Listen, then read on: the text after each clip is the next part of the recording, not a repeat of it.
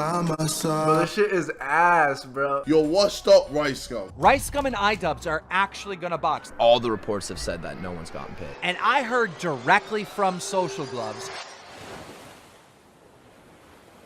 Alright, so we kicked off the second half of the month with KSI dropping a video on Deji, where he criticized him for his disappointing performance in the YouTubers vs TikTokers boxing event. Your work ethic is terrible. I am disappointed in your team and the people around you, man. How and why they thought it would be a good idea for you to enter the ring looking like that is beyond me, man. Now, you've officially become an easy stepping stone. People would happily fight you now. You're a big credible name to boost an opponent's career, and you're an easy fight. Because we all know your stamina is worse than Snorlax. All you need to do is survive, what, 2 rounds? And then we all know that you're gonna just do the knee for Black Lives Matter and then give up. Now, not to take anything away from Vinny Hacker, because clearly that man worked hard. Congratulations, Vinny Hacker. But let's be real, Deji. You lost to an anime character. Uh-oh, KSI just roasted Deji for 8 minutes straight, and we've all seen what Deji has been capable of doing in the past over small comments from his brother JJ. How is Deji going to go about this criticism? A, he's going to be a mature person about it and take the criticism well, or B, he is going to flip shit again and make another exposed video on KSI. The answer is... A, he's going to be a mature person about it and take the criticism well. Both Deji and KSI took this photo together and they each posted it onto their Instagrams, and then we had Deji upload this video onto his YouTube channel titled Reunion with My Brother. What's up, guys? It's Deji. I'm with JJ. You don't understand how many people are fucking gassed right now. Yo, So happy to see this.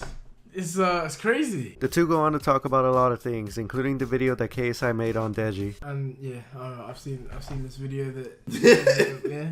What did you think when you watched the video? I actually I loved it. Yeah. Like I was there was a part of me thinking, if he thinks I'm being negative, yeah, or I'm trying to attack him, then I can't help myself. then I was like, you're actually lost. Like, you're actually gone. Yeah. Yeah, it was really cool to see that Deji took the criticism very well this time. We didn't get any unnecessary overreactions or anything like that, and he managed to talk this whole thing out with his brother. Now, one of the topics that they talked about was Bryce Hall. KSI was saying that Bryce was just all talk, and Deji was defending him and saying that he was actually a nice guy. Same thing with Bryce Hall.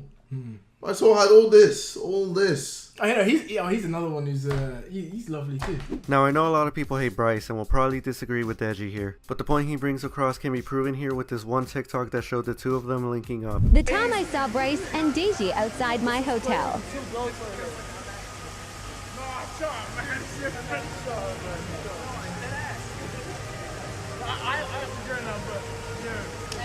I guess you go, bro. You go. Fuck what anybody else says, bro.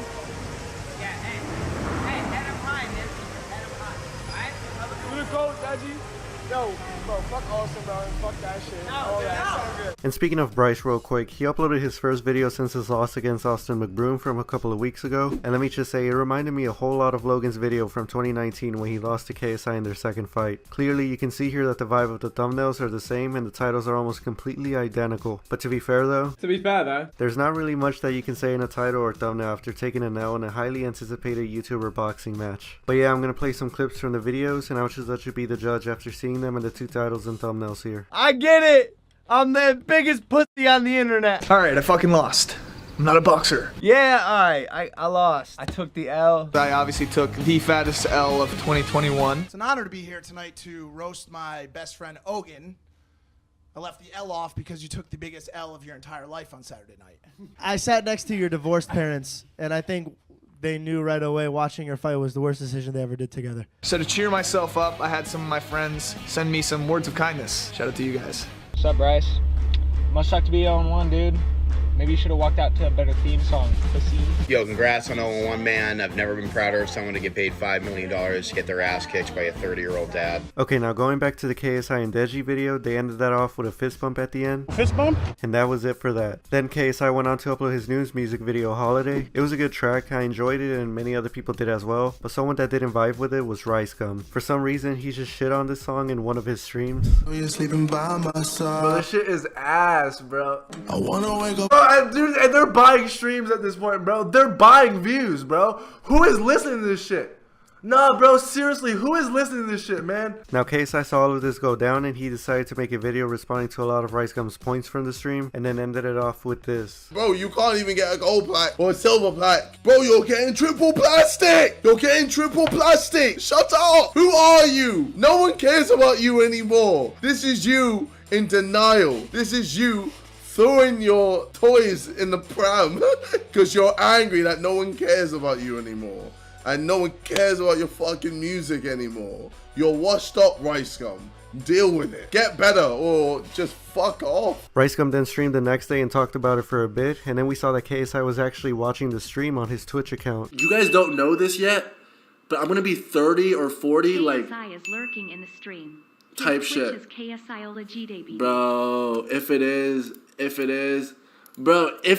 perfect because we haven't even talked about him yet. Bro, what? Is this actually him? Bro, there's no way. Bro, we haven't even talked about you yet, KSI. You came at the right time. Wait till they link me your girl's Instagram.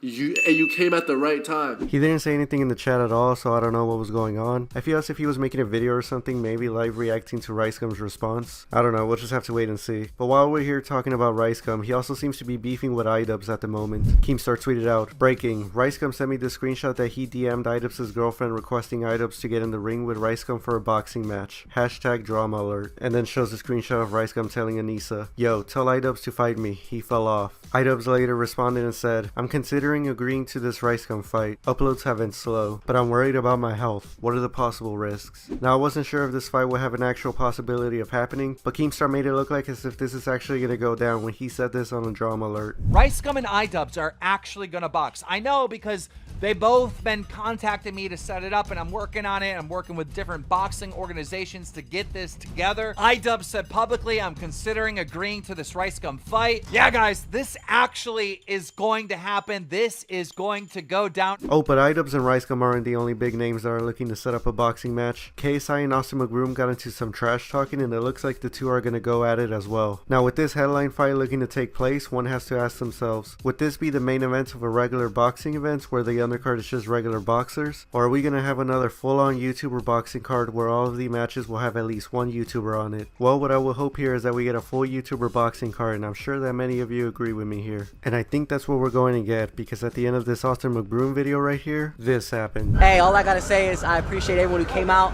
I just hope I put on a show. I love you guys. Peace.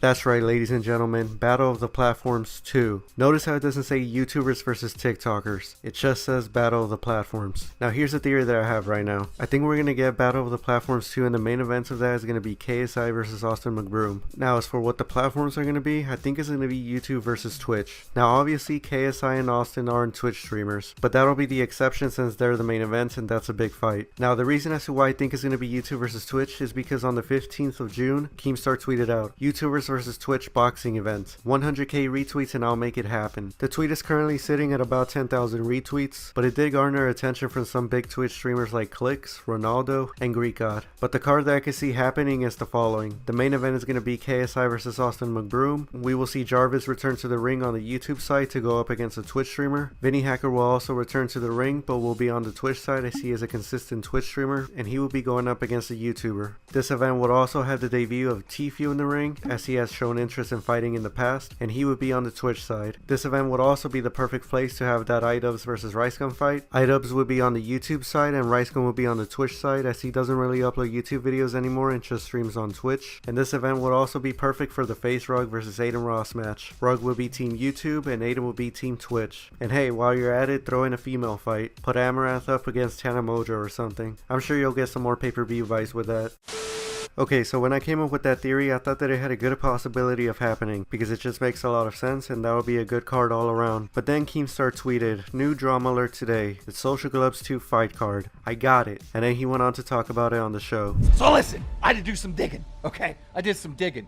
I talked to some people over at Social Gloves to see what they were working on, and I got some voice cracks, but also information.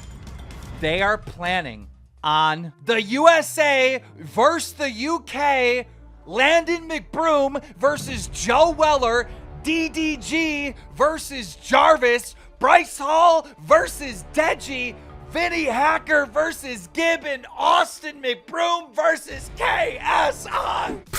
What is this? Austin versus KSI? Okay, obviously we'll get that match. Vinny versus Gibb? I mean, that's not that bad. Bryce versus Deji? Bruh. These guys were just cool with each other recently. DDG versus Jarvis. Why? Landon versus Joe Weller? I mean, sure, whatever. I'll watch it. And US versus the UK. Dude, most of the Americans are going to be on the UK side for a lot of these. Remember when they tried to make the KSI versus Logan Paul fight a US versus UK thing and nobody really cared for that? We just wanted to see KSI and Logan go at it, YouTuber versus YouTuber. We didn't care about where they came from. But yeah, that US versus UK card concept came out. I don't think it's going to happen because I saw that a lot of people weren't vibing with it. So I don't think that they're going to go through with it, and I hope that they don't. But then we got some more drama from the Social Gloves company, and before we get into that final story, let's quickly go over some of the other things that happened. We had Carson return to Twitter saying, "Give me a little bit longer." Toddy Westbrook returned to YouTube. Fedmeister returned to social media. iDubbbz got married. KSI started his own boxing promotion and now also has one of his songs on Fortnite. He then also teased big things for the 16th, 17th, and 18th of July. Anthony Padilla uploaded a video with the CEO of YouTube, Susan Wojcicki. Logan Paul got spotted in London for what is presumably, I mean, it's almost guaranteed, the Sidemen collab video. And then we had H3H3 get into some drama with Steven Crowder, where he invited Crowder to go onto the H3 podcast to debate, but instead of it being Ethan Klein versus Steven Crowder, Ethan went on to call in this one guy, Sam Cedar, to debate Crowder instead. And the story behind this is that supposedly Crowder is scared to debate this guy. Oh, there he is. Oh no, Sam Cedar. What a fucking nightmare. I had no idea this was going to happen. I thought Ethan was a stand-up guy. This is where we are. Yeah, I told Dave, remember I told you? I said, I guarantee you he's going to do anything he can to avoid the debate. They then get into a four-man argument in which it can only be described as a Call of Duty lobby just going at it. How about you get Steven, show yourself, you coward. Steven, show yourself. Don't show your co-host. Ethan, you should show yourself. Ethan, how can you respect yourself as a man, brother? Steven, you are such a coward. Stop showing your little leprechaun co-host who comes out dressed like your sidekick. Come on, Ethan, why do you have to bring on a show Steven? Keemstar saw all of this go down and then jokingly announced that Ethan Klein agreed to box him, and then showed this poster of him versus Ethan with Ethan hiding behind Mike Tyson. Alright, so now let's go on to that Social Gloves drama. So we had this one guy, Marcos Villegas, tweeting out, "News, the Social Gloves pay-per-view, which featured Austin McBroom versus Bryce Hall, did a total of 136,000 pay-per-view buys. The organizers were hoping to get around 500,000 buys. So obviously this did not look good for the YouTubers versus TikTokers event by Social Gloves, but then rumors started coming out saying that they didn't even pay their fighters as well, and that they also filed for bankruptcy. Since after the fight has happened, all the reports have said that no one's gotten paid. No shit. They've gotten their signing bonuses, which was like probably 100K, 50K, depending on the fighter. None of the other money's come through. Are they telling them when they will get paid, or are they just leading them on? They must be saying they're getting paid because this would be a I am huge 95% sure that they filed for bankruptcy like 2 days ago or something like that. Social Gloves then came out with a statement saying, "Before people start any rumors, we are working tirelessly to verify the financial results of the Social Gloves event. We have hired a leading accounting firm as well as a first-class forensic auditor to make sure that all amounts are properly accounted for. Our sincere hope is to pay every fighter and every talent who participated in this spectacular event in a reasonable time frame. Please continue to send us your receipts as it assists in verifying the total amounts earned." And then Keemstar and Fuzi talked about the situation on Drama Alert and were defending Social Gloves with stuff that they've heard behind the scenes in reference to back then when both Austin McBroom and Bryce Hall told their followers on their IG stories to send in their receipts. And I heard directly from Social Gloves, all right, an undisclosed person from Social Gloves, that they have over 100,000 receipts. Now, how is that even possible, Fuzi, right? How is that possible that they can have over 100,000 receipts when there's only 130,000 pay-per-views? Now, with all of this going down, Tana Mojo out of nowhere tweeted out, "Not Austin McBroom owning most of Social Gloves, and then everyone being surprised people aren't getting paid." Austin then responded to that tweet with, "Not the most desperate human being speaking on shit she doesn't know about. Don't try and bring me or the event down to make you feel better about TanaCon. Every fighter, including myself, will be getting paid, and a lawsuit is happening and it's not with SocialGlubs, dum-dum. And then said, just wait till I can actually speak about it. And as a matter of fact, if you're a woman who will love to sleep Tana Mojo in the ring, hit me up. I would be honored to make that happen. Austin then said on his IG story, 100,000 pay-per-view buys is cap. Only the haters want to believe that. If anything, these people who are scamming witches and SocialGlubs are basically saying all of us fighters fan bases ain't shit. We all know SocialGlubs put on one of the biggest social media events in history, as all of you watched. The real numbers will come out soon. Just know SocialGlubs weren't the ones who collected pay-per-view numbers / purchases. Don't forget how you watched it. Then it came out to be that Austin McBroom seems to actually be the owner of SocialGlubs. Def Noodles tweeted out, caught in 4K. Austin McBroom is the owner of SocialGlubs, producer of the YouTube versus TikTok boxing event, trademark document show. Many who took part in the event haven't been paid. Ace family has history of participating in alleged scams, with Austin admitting once to scamming fans. And then showed this document right here, along with this one, and this one as well. And then we had 2 more documents added to those. Here's one of them, and here's the other one. So yeah, some pretty big news right there. Now with this whole situation, I'm hoping that the YouTubers versus TikTokers event was actually a success, because the event was really entertaining and we gotta have some more. But it does make sense if it didn't do good, because we are in the new generation of consuming content like this, and I know that many people don't want to hash out $50 like that just for a pay-per-view, when most people are accustomed to the free content that we get from YouTube, TikTok, and Twitch. I don't know, that's what I think. And then obviously there's other ways of watching live pay-per-views for free. That's just how it is nowadays. But yeah, it'll be interesting to see what info we get later on, and if it will affect the second Battle of the Platforms event. And now with all of that being said, I'm gonna end the video here. I hope you enjoyed, and I'll see you on the next one. Why are you so sad, kid? That's what the mask is. That's what the point of the mask is.